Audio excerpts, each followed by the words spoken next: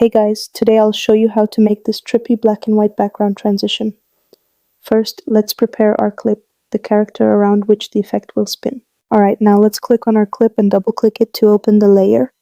What we're going to do next is choose the rotoscope tool and create a rotomask all around our subject.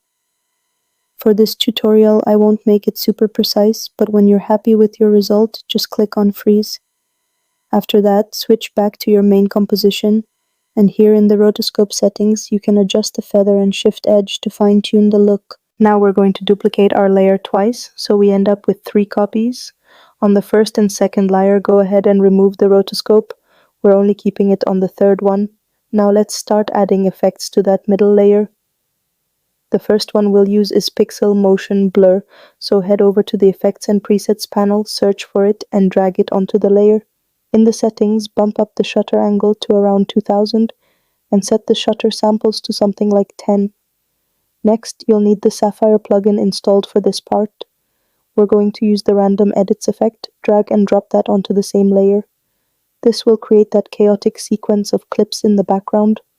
We're not done just yet. The last effect we'll add is Sapphire Flicker.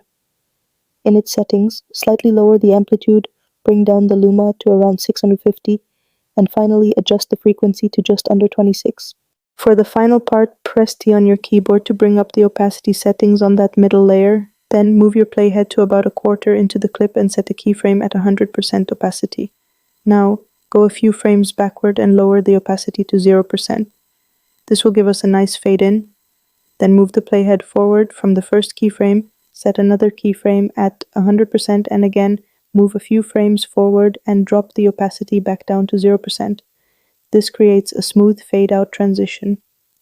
To finish it off, you can add a black and white effect to the middle layer.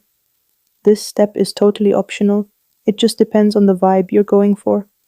And that's it. You should end up with something like this. Thanks so much for supporting my presets and for watching my videos. I really appreciate it.